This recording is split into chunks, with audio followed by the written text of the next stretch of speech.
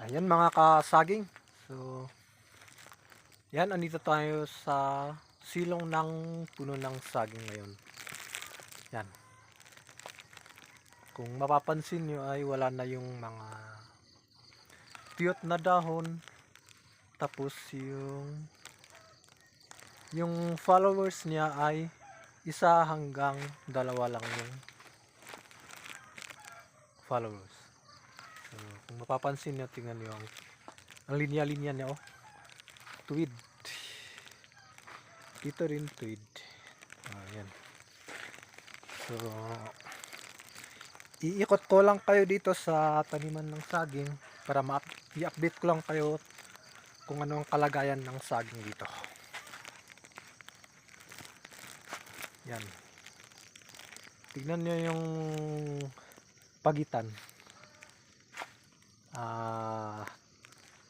Magkalapit lang, isang dipa lang, isang dipa.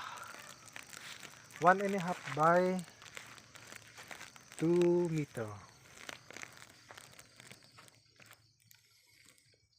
Yan mga kasaging. So sa banda naman doon, banda naman sa kabilang area ay hindi pa natamnan. So sana matamnan natin to lahat ng saging.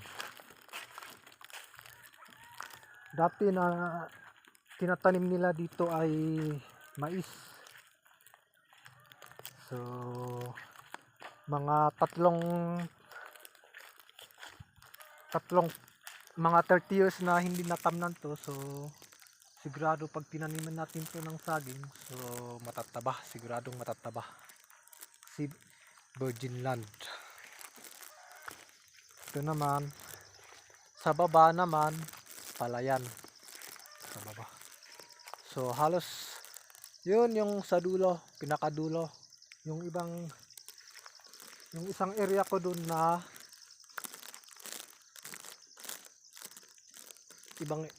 isang area ko dun na nataniman ng saging.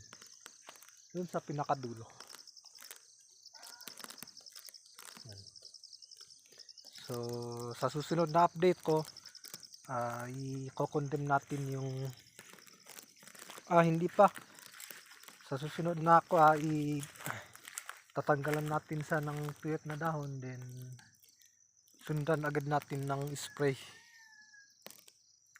Tapos pagkatapos nun sucker i-condemn natin yung, tingnan mo ang daming follower tulad nito. So kailangan i-condemn natin sa, then pagkatapos nan spray din. Ayan.